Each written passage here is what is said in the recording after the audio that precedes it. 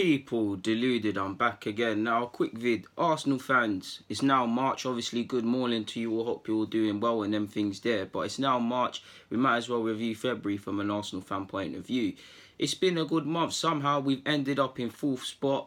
Couple points. Well, I say a couple points off Spurs. We're not actually. If we win, we're a point behind them. So there's a big carrot for us. We also know United are breathing down our necks as well, who are in good form themselves. So it's a good race for the neutrals to see in regards to getting fourth spot, and possibly if Spurs do lose against us, or if they go through a bit of bad form like they have in their last two games, third position, because I did think Spurs were rubber stamped on that, especially considering the way they were grinding out results without Kane and things. It looked like they would carry on that. They've had a bit of a wobble. I think football fans, when things like this happens, we get excited and draw conclusions. It's only 2 defeats, and if you're real Spurs fans, if you're watching this, I'm pretty sure you expected to lose at some point, especially with Kane and them things there and Dele Alli injured, and you managed to grind out results against Leicester and Newcastle, for example. So these things have been coming, similar to Arsenal when we were on the 22 unbeaten run and we were getting the rubber, the green, and things weren't being spoken about. When it rains, it pours sort of thing.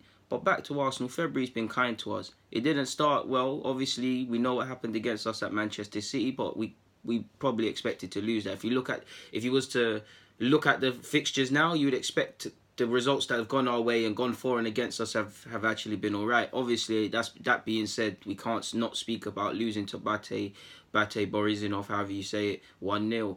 We obviously turned it around in the second leg, 3-0, great result, but that was a blooper. It happens, we got through it. So that at Manchester City, you didn't see the bait one coming, you accepted City.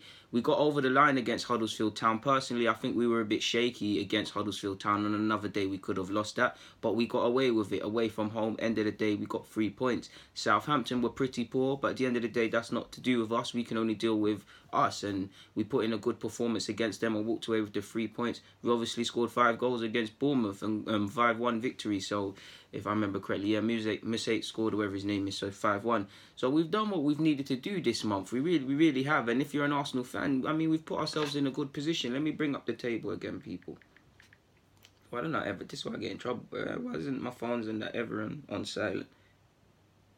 I'm an old man like that. But if we get the Premier League table up, people, give me 1 sec. Yeah, we've put ourselves in a good position. Right, Liverpool are first on 69 points. City are on 68. Spurs are on 60. We're on 56. So if we win, we close the gap on Spurs. So that would be a carrot. If Spurs or just beating Spurs, regardless of where both sides are in the table. If Spurs wasn't a motivation in itself, United are on 55 points. And if we look at United fixtures real quick, Manchester United's fixtures, we got to play them next week. So if Spurs do them a favour and they take points off Arsenal, and United move into that spot, and United get 3 points against us, they've put themselves in a good position.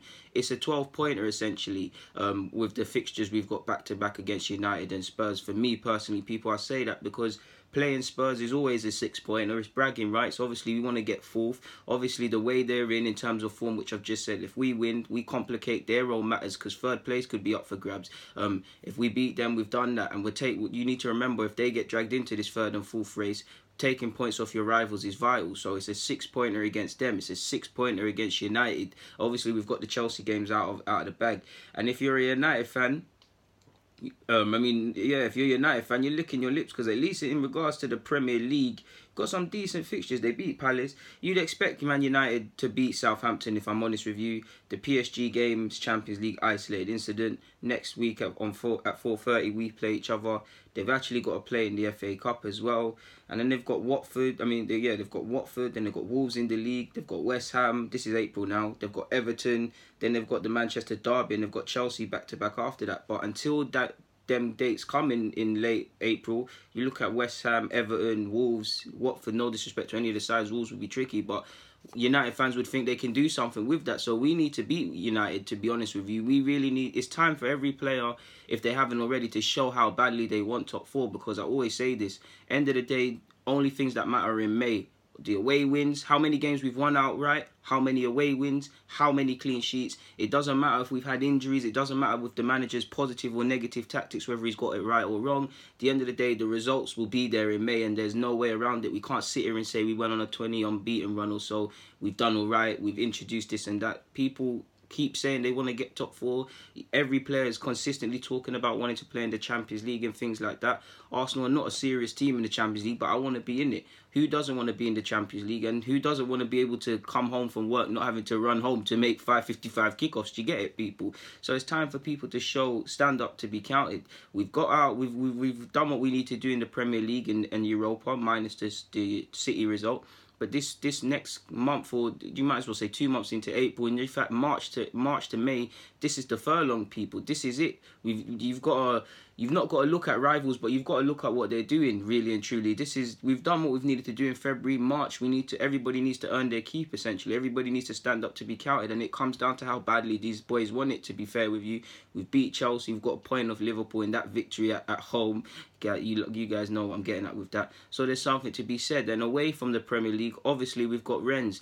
Rennes, we should be beating Rennes. We should have too much for them, but they've got a good side with good young players. And what I like about them, in forward positions, they've got players with a lot of energy and intensity. We owe it to ourselves to take the Europa League and the top 4 because of the circumstances that have allowed us to get into full spot. Take them both seriously. It's going to be a testing time with both players, with all members of the squad.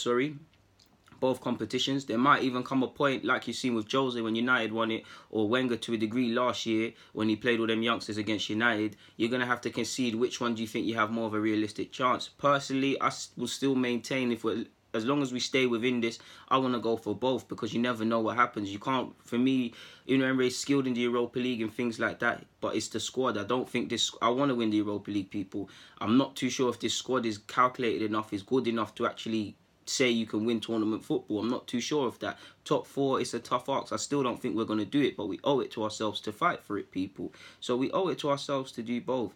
And yeah, man, Rennes is going to be tough. It's sandwiched in between some games. The games are coming thick and fast, people. We need to earn our keep.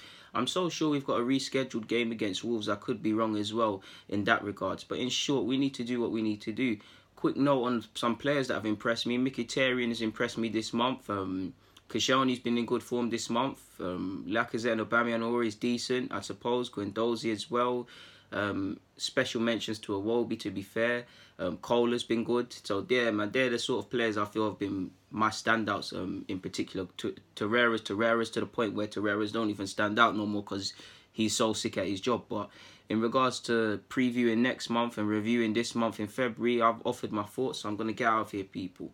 People, deluded, stay safe, stay deluded. I'm out. Comment, subscribe, and do the rest. The best YouTuber at this, the sexiest YouTuber at this. I'm out.